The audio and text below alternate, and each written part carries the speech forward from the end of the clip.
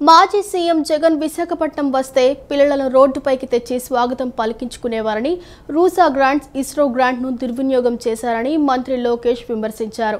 మాజీ VC Prasad Reddy ruling పార్టీకి అనుకూలంగా ప్రచారం చేశారని అన్నారు. దీనిపై ఇన్ఛార్జ్ వీసీ ఒక కమిటీని నియమించారని తెలిపారు. సభ డిమాండ్ మేరకు కమిటీ విచారణ జరిపి 60 రోజుల్లో రిపోర్టు ఇవ్వాలని మంత్రి లోకేష్ కమిటీని ఆదేశించారు. ఆంధ్ర యూనివర్సిటీ అంటే అందరికీ ఒక సెంటిమెంట్తో కూడుకున్నదని bank of America chairman GMR అధినేత ఏయూలో చదువుకుని వచ్చిన వారేనని, ఏయూ ప్రపంచంలోనే టాప్ 100లో ఉండాలని సీఎం చంద్రబాబు భావించారని విద్యా, ఐటీ శాఖల మంత్రి నారా లోకేష్ అన్నారు. గురువారం అసెంబ్లీలో ప్రశ్నోత్తర సమయంలో ఆయన మాట్లాడుతూ ఏయూ టాప్లో ఉండాలనే ఉద్దేశంతో ఐఐటి ఖరగ్పూర్ ప్రొఫెసర్ రాజశేఖర్ను ఏయూ వీసీగా నియమించామన్నారు. మాజీ సీఎం జగన్ విశాఖపట్నం వస్తే పిల్లలను రోడ్డుపైకి తెచ్చి స్వాగతం పలికించుకునేవారని, రూసా గ్రాంట్స్ ఇస్రో గ్రాంట్ను దుర్వినియోగం చేశారని మంత్రి లోకేష్ విమర్శించారు.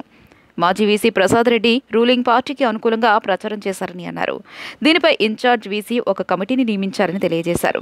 విజిలెన్స్ అకౌంట్ కూడా వేశామన్నారు. సభ డిమాండ్ మేరకు కమిటీ విచారణ జరిపి 60 రోజుల్లో రిపోర్టు ఇవ్వాలని మంత్రి లోకేష్ కమిటీని ఆదేశించారు. ఇంకోసారి పొరపాటు చేయాలంటే బయటపడేటట్టు చర్యలు ఉంటాయని ఆయన హెచ్చరించారు.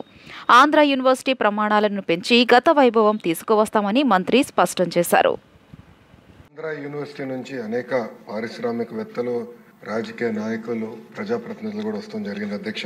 ఒకసారి చూస్తే అధ్యక్ష, bank of America vice chairman Andhra university alum, GMR garu కూడా ఆంధ్ర యూనివర్సిటీ అలుమ్నాయి. ఇక్కడున్న చాలా మంది శాసనసభ్యులు కూడా ఆంధ్ర యూనివర్సిటీ అలుమ్నాయి అధ్యక్ష.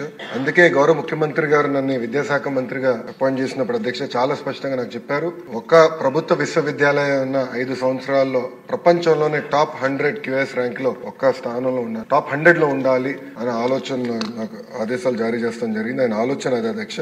దాంట్లో భాగంగా అధ్యక్ష నేను ఈరోజు గర్వంగా చెప్తున్నా, mathematics professor from IIT Kharagpur Rajasekhar గారిని ఏకంగా మన వైస్ ఛాన్సలర్ గా మనం నియమించుకున్నాం అధ్యక్ష. ఎందుకు చేశానంటే సంస్కరణలు తీసుకురావాలి, కరికులం ని బలోపేతం చేయాలి అనే లక్ష్యంతో మనం చేశాం. గౌరవ సభ్యులు చెప్పారు అధ్యక్ష, గతంలో జరిగిన అవకతవకల పైన మా దగ్గర ఉన్న కంప్లైంట్ అధ్యక్ష.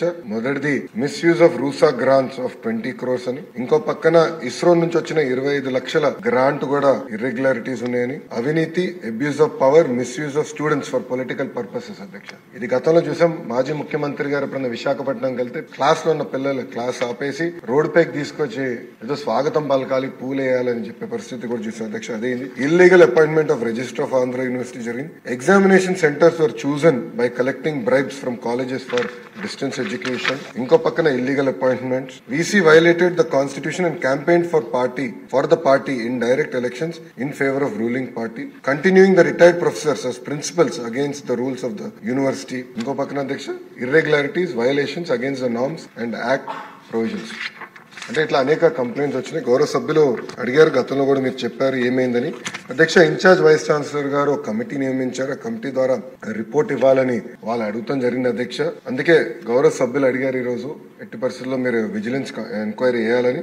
ఇది హౌస్ రిక్వెస్ట్ కనుక తప్పనిసరిగా 60 రోజులు అంటే టైం బౌండ్ పెట్టమని అందరు కోరారు. 60 రోజుల్లో విజిలెన్స్ ఎంక్వైరీ పూర్తి చేసి తిరిగి ప్రభుత్వానికి పంపించాలని గౌరవ హౌస్ తరఫున ఆదేశాలు జారీ చేసి ఆ రిపోర్ట్ మళ్ళీ తిరిగి గౌరవ సభ్యులకు అందించే బాధ్యత ఒక మంత్రిగా నేను తీసుకుంటాను. రిపోర్ట్ వచ్చిన వెంటనే తప్పనిసరిగా కఠినంగా వ్యవహరిస్తాం, ఎవరిని ఉపేక్షించేది లేదని గౌరవ సభ్యులు తెలుపుకుంటూ, గణబాబు గారు కూడా చెప్పారు ఒక మంచి మాట, ఇంకొకసారి పొరపాటు చేయాలంటే భయపడాలి, అలాంటి యాక్షన్ తీసుకుంటేనే ప్రభుత్వ విశ్వవిద్యాలయాలు మనం కాపాడగలుగుతామని గౌరవ సభ్యులు కూడా మంచి సూచన చేశారు. ఆ తప్పనిసరిగా విజిలెన్స్ రిపోర్ట్ వచ్చిన తర్వాత గౌరవ ముఖ్యమంత్రి గారు టేబుల్ లైన్ కూడా పెట్టి ఎలాంటి యాక్షన్ తీసుకున్నా ప్రభుత్వం కఠినమైన యాక్షన్ తీసుకుంటుందని గౌరవ సభ్యులకి సభసాక్షిగా.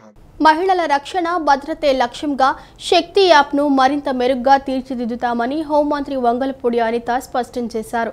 యాప్పై అనేక మంది రకరకాలుగా మాట్లాడుతున్నారని, దాని గురించి పట్టించుకోమన్న హోంమంత్రి మహిళల భద్రతే తమకు ప్రధానమని స్పష్టం చేశారు. నగరంలోని ఎన్టీఆర్ జిల్లా పోలీస్ కమిషనర్ కార్యాలయంలో శక్తి యాప్పై హోంమంత్రి వంగలపూడి అనిత సమీక్ష నిర్వహించారు. శక్తి యాప్ను ఇప్పటికే చాలా మంది డౌన్లోడ్ చేసుకున్నారని తెలియజేశారు. దీన్ని మరింత సులువుగా మెరుగైన సేవలు అందించేలా తీర్చిదిద్దాలని నిర్ణయించామన్నారు. ఈ యాప్పై అనేక మంది రకరకాలుగా మాట్లాడుతున్నారని, దాని గురించి పట్టించుకోమన్న హోంమంత్రి మహిళల భద్రతే తమకు ప్రధానమని స్పష్టం చేశారు. అమరావతిలో టిడ్కో ఇళ్ల లబ్ధిదారుల తొలగింపు మౌలిక వస్తువుల కల్పనపై అసెంబ్లీలో మంత్రి నారాయణ సమాధానమిచ్చారు. గత ప్రభుత్వంపై తీవ్రమైన విమర్శలు చేస్తూనే ప్రస్తుత ప్రభుత్వం తీసుకుంటున్న చర్యలను వివరించారు. టిడ్కో లబ్ధిదారులకు ఇళ్లను కేటాయించడంలో జరిగిన అవకతవకలపై ఇప్పటికే కమిటీ వేసి విచారణ జరుగుతుందని, బాధితులకు న్యాయం చేయడానికి చర్యలు తీసుకుంటున్నామని స్పష్టం చేశారు. టిడ్కో ఇళ్ల లబ్ధిదారుల తొలగింపు మౌలిక వసతుల కల్పనపై అసెంబ్లీలో మంత్రి నారాయణ వివరణ ఇచ్చారు. గత ప్రభుత్వం 22,640 మంది లబ్ధిదారులను తొలగించి వేరే వారికి ఇళ్లు కేటాయించిందని ఆయన తెలియజేశారు. వైఎస్ఆర్సీపీ హయాంలో కేవలం 57,040 ఇళ్లు మాత్రమే పూర్తయినట్లు వివరించారు. లబ్ధిదారుల మార్పుల అవకతవకలు జరిగాయని, దీనిపై ప్రత్యేక కమిటీ ఏర్పాటు చేసి చర్యలు తీసుకుంటున్నామని చెప్పారు. టిడ్కో లబ్ధిదారులు ఎదుర్కొంటున్న ఇబ్బందులు వాస్తవమేనని, 77,606 మందికి ఇళ్లు ఇవ్వకుండానే వారి పేరుపై బ్యాంకుల నుంచి రుణాలు తీసుకున్నారని, దీంతో ఇళ్లు లేని పరిస్థితిలోనే ఈఎంఐ భారం మోస్తూ బ్యాంకులు ఎన్పీఏగా గుర్తిస్తున్నాయని నారాయణ వెల్లడించారు. ఈ సమస్యను పరిష్కరించేందుకు ముఖ్యమంత్రి చంద్రబాబు నాయుడు బ్యాంకులకు 140 కోట్ల రూపాయల బకాయిలు చెల్లించేందుకు అనుమతి ఇచ్చారని, త్వరలోనే ఆ మొత్తాన్ని చెల్లించి లబ్ధిదారులను ఊరట కలిగించనున్నట్లు తెలియజేశారు. టిడ్కో ఇళ్లలో మౌలిక వస్తువుల కల్పన కోసం హడ్కో నుంచి 4,460 కోట్ల రూపాయల రుణం పొందనున్నామని, అర్బన్ అథారిటీల సహకారంతో పనులను వేగవంతం చేస్తున్నామని మంత్రి నారాయణ వెల్లడించారు. పెండింగ్లో ఉన్న 3,65,430 చదరపు అడుగుల నిర్మాణ పనులను జూన్ 12 నాటికి పూర్తి చేయాలని లక్ష్యంగా పెట్టుకున్నట్లు ఆయన తెలియజేశారు. ఈ టిడ్కో హౌసెస్ దగ్గర కేవలం ఇల్లు కట్టి వదిలేయటమే కాదు, చక్కటి ఫెసిలిటీస్ అని ముఖ్యమంత్రి గారు ఆదేశిస్తే అక్కడ చక్కగా roads, water lines, closed drains, septage treatment plants, lights, అవే కాదు అధ్యక్ష, అక్కడ పార్కు, ఆ బిల్డింగ్లో లిఫ్ట్ ఫెసిలిటీ కూడా ఇచ్చాం. లిఫ్ట్ పెట్టలేదు అధ్యక్ష. స్కూలు, ఒక షాపింగ్ కాంప్లెక్స్, కమ్యూనిటీ హాలు.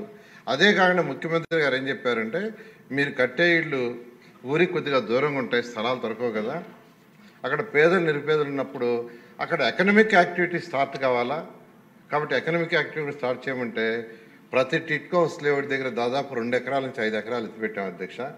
దాన్ని కూడా 1 సెంటుకి గత ప్రభుత్వం ఇచ్చి దాన్ని కూడా లేకుండా చేశారు.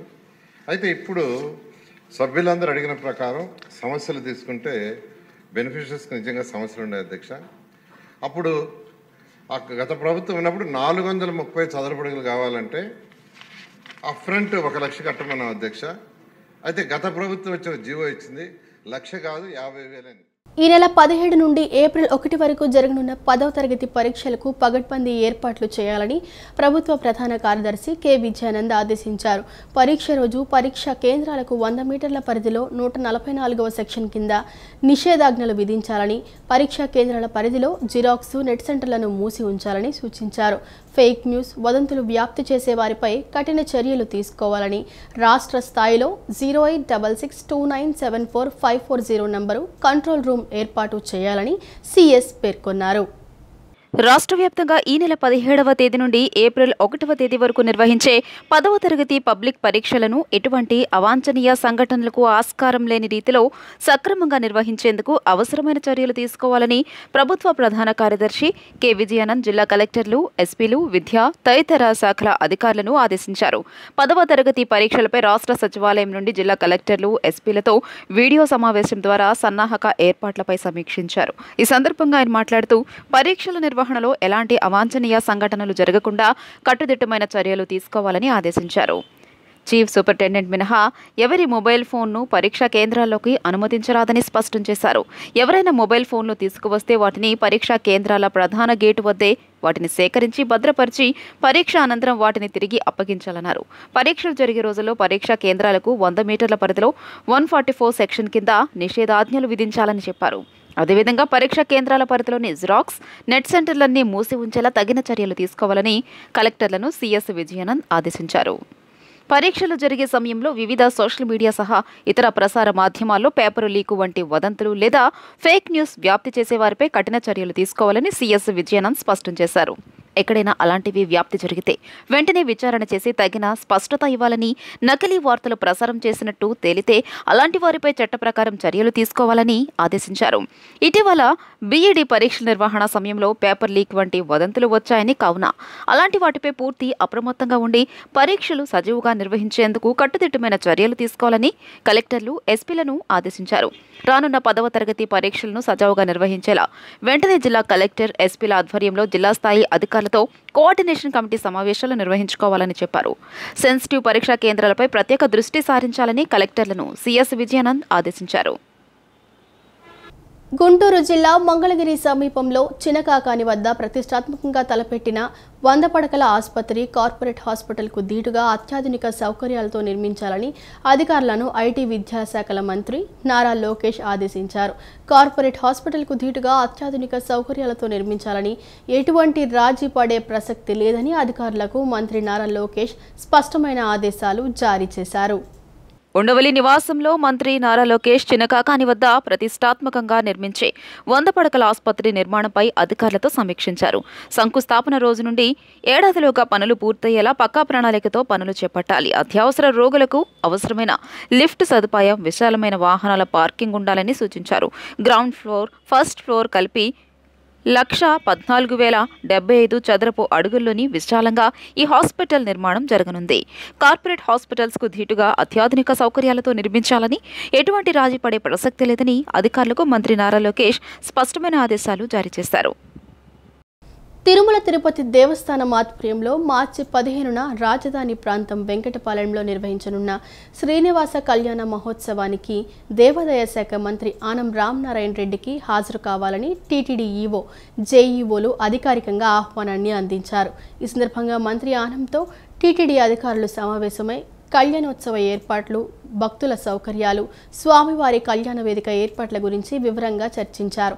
భక్తులకు ఎలాంటి అసౌకర్యం కలగకుండా క్రమబద్ధమైన ఏర్పాట్లు చేయాలని మంత్రి సూచనలు ఇచ్చారు. విశాఖ ఉక్కు పరిశ్రమను ప్రైవేటీకరణ చేయవద్దని రేపు తలపెట్టిన రాష్ట్ర వ్యాప్త నిరసనకి సిపిఐ పార్టీ పూర్తి మద్దతు ఇస్తోందని సిపిఐ రాష్ట్ర కార్యదర్శి కె రామకృష్ణ తెలిపారు. కార్మిక, ప్రజా సంఘాలు, రాజకీయ పార్టీలు పెద్ద ఎత్తున నిరసన కార్యక్రమంలో పాల్గొనాలని పిలుపునిచ్చారు.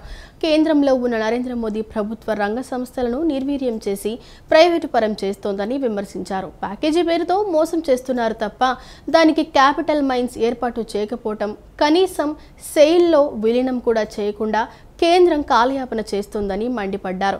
విశాఖ అనకాపల్లి వద్ద మిట్టల్ ఫ్యాక్టరీకి క్యాపిటల్ మైన్స్ కావాలని ఎంపీలు కేంద్రాన్ని కోరటం సిగ్గుచేటు అని అన్నారు.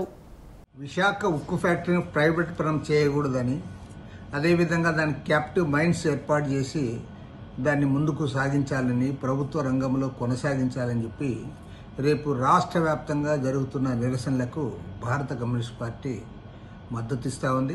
మద్దతు ఇవ్వడమే కాదు, ప్రత్యక్షంగా కార్యకర్తలందరూ కూడా పాల్గొనాలని చెప్పి కోరుతా ఉన్నారు. ఎందుకంటే ఇవాళ కేంద్రంలో అధికారంలో ఉన్న నరేంద్ర మోడీ ప్రభుత్వం పబ్లిక్ రంగ పరిశ్రమలంతా నిర్వీర్యం చేసి కార్పొరేట్లకు అప్పజెప్తూ ఇవాళ లాభాల బాటలో వాళ్ళందరూ కూడా ఆస్తులు సంపాదించుకోవడానికి ఉపయోగపడుతూ ఉన్నారు. 32 మంది ప్రాణాలు బలిదానం చేసి విశాఖ ఉక్కు, ఆంధ్రుల హక్కు అనే పేరుతో సాధించుకున్న ఈ పరిశ్రమను కూడా ఇవాళ ప్రైవేట్ పరం చేయడానికి ప్రయత్నం చేస్తూ ఉన్నారు. ప్యాకేజ్ పేరుతో మోసం చేస్తూ ఉన్నారు తప్ప దాని క్యాపిటివ్ మైన్స్ ఏర్పాటు చేయడానికి కానీ లేదా సెయిల్లో విలీనం చేయడానికి కానీ ఏమాత్రం కూడా పూనుకోవడం. కేంద్ర, రాష్ట్ర ప్రభుత్వాలు అనేక ప్రోత్సాహకాలను అందిస్తోందని, వాటిని ఔత్సాహిక మహిళా పారిశ్రామికవేత్తలకు సద్వినియోగం చేసుకోవాలని జిల్లా పరిశ్రమల శాఖ జనరల్ మేనేజర్ సాంబయ్య తెలిపారు. ఔత్సాహిక మహిళా పారిశ్రామికవేత్తలు తమ ఉత్పత్తులను ఓఎన్డీసీ ఆన్లైన్ ప్లాట్ఫామ్ ద్వారా చక్కటి మార్కెటింగ్ అవకాశాలు లభిస్తాయని తెలియజేశారు. నగరంలోని ఎంజీ రోడ్ హోటల్ మినర్వా నందు డిజిటల్ కామర్స్ కోసం ఓఎన్డీసీ ఓపెన్ నెట్వర్క్ పై national small industry corporation, confederation of women entrepreneurs ఆధ్వర్యంలో మహిళా పారిశ్రామికవేత్తలకు అవగాహన సమావేశాన్ని నిర్వహించారు. ఈ కార్యక్రమానికి ముఖ్య అతిథులుగా నేషనల్ స్మాల్ ఇండస్ట్రీ కార్పొరేషన్ సంస్థ zonal manager Suresh Babu, union bank deputy general manager Ramarao, MSME deputy general manager Ramarao, కోవే ఏపీ చాప్టర్ అధ్యక్షురాలు రాధిక, పలువురు ప్రతినిధులు పాల్గొన్నారు. జ్యోతి ప్రజ్వలన చేసే కార్యక్రమాన్ని ప్రారంభించారు. ఔత్సాహిక మహిళా పారిశ్రామికవేత్తలు తయారు చేసిన ఉత్పత్తులను ఓఎన్డీసీ ద్వారా మార్కెటింగ్ చేసే విధానం అవగాహన కల్పించారు. మహిళలు వ్యాపార రంగంలో ముందంజ వేయడానికి తద్వారా ఓఎన్డీసీ ఎంతో దోహదపడుతుందన్నారు. Union bank deputy general manager Ramarao మాట్లాడుతూ నారీ శక్తి స్కీమ్ ద్వారా మహిళా పారిశ్రామికవేత్తలకు ISO 9001/2015 సర్టిఫైడ్ అవసరమైన రుణాలను విరివిగా మంజూరు చేస్తున్నట్లు తెలియజేశారు. చేనేత కార్మికులకు ఖాదీ, గ్రామీణ, ఆర్గానిక్ ఉత్పత్తులు కావాల్సిన వివరాలను టెక్నాలజీ బోర్డు VR అధికారులను సంప్రదించాల్సిందిగా కోరారు. అనంతరం MSAE deputy general manager రామారావుతో Kovai ప్రతినిధులు మాట్లాడుతూ ఉదయం registration, ONDC on board, SNP ద్వారా MSME ఉత్పత్తులను డిజిటల్ క్యాటలాగ్ చేసుకునే విధానాన్ని గురించి పూర్తి అవగాహన కల్పించారు. మార్కెటింగ్, ఈ-కామర్స్ పై మహిళా పారిశ్రామికవేత్తలు అడిగిన ప్రశ్నలకు అధికారులు వివరణ ఇచ్చారు. ఈ కార్యక్రమంలో confederation of women entrepreneurs Kovai ప్రధాన కార్యదర్శి గీతా శ్రీకాంత్, కోశాధికారి అపర్ణ, మాలతి, సునీల, శ్రావణి, విజయలక్ష్మి, మోహిని తదితరులు ఈ కార్యక్రమంలో పాల్గొన్నారు. అన్ని పాయింట్స్లో మనం దాదాపుగా ఒక 15 ఇయర్స్ నుంచి ఎక్స్పెరిమెంట్ చేస్తూనే ఉన్నాం. మాకు మొన్న ఉమెన్స్ డే కూడా చాలా మటుకు ఒక ఇవి ప్రైజెస్ డిస్ట్రిబ్యూషన్ కూడా ఇచ్చాం. బాగా మంచి ఎంటర్ప్రినర్స్ బాగా చేశారు. ఎక్కడ అంటే మెయింటెనెన్స్లో రీసెర్చ్ అండ్ డెవలప్మెంట్ ఎక్కడ the way it slips from the control అది ఇంపార్టెంట్ అమ్మా. అది కనుక మీరు చూసుకోగలిగితే మనం పెట్టిన డబ్బులు, మీ మార్జిన్, గవర్నమెంట్ ఇచ్చిన డబ్బులు, బ్యాంకర్గా మేము ఇచ్చినవి కూడా బాగుంటాయి. ఆ తర్వాత ఇవన్నీ కూడా ఉపయోగపడతాయి. Once we're coordinated and connected with all these things. మంచి బెనిఫిట్ ఉంటుంది మనకి. అండ్ ఇందాక మిలేష్ మేడం కూడా అన్నారు, నేను ఫారెన్ ట్రేడ్ అవుట్ సైడ్ చేయాలి, అవుట్ సైడ్ కంట్రీ చేయాలంటే అలాగే, ఎక్స్పోర్ట్ చేయాలంటే ఎలాగా అన్నారు.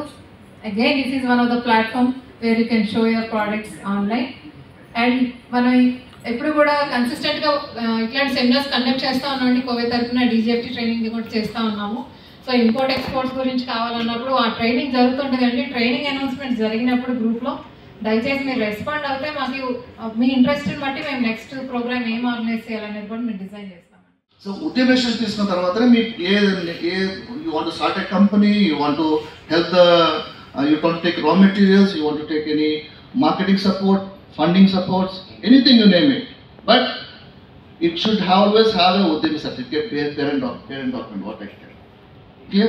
So with this parent document, what you can do is, you can, second thing, NSIC not only provides you,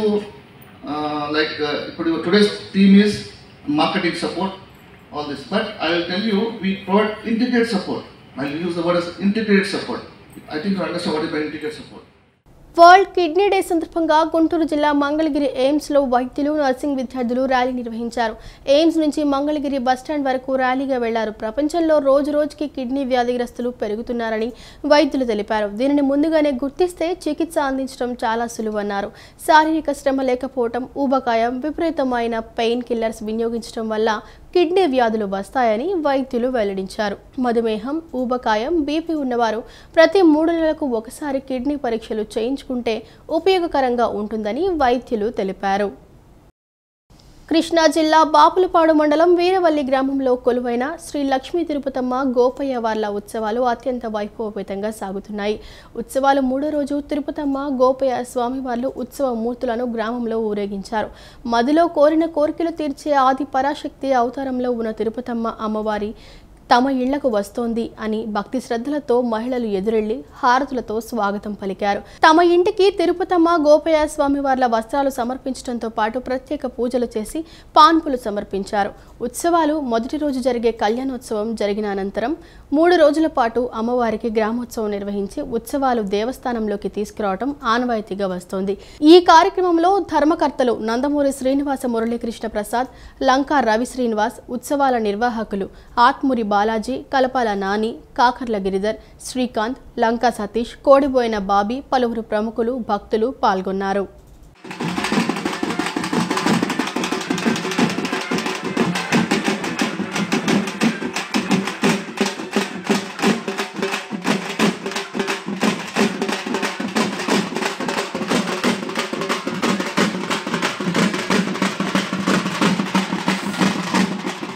ఈ వార్తలు ఇంతటితో సమాప్తం. మరో బులెటిన్తో మళ్ళీ కలుసుకుందాం. అంతవరకు సెలవు. నమస్కారం.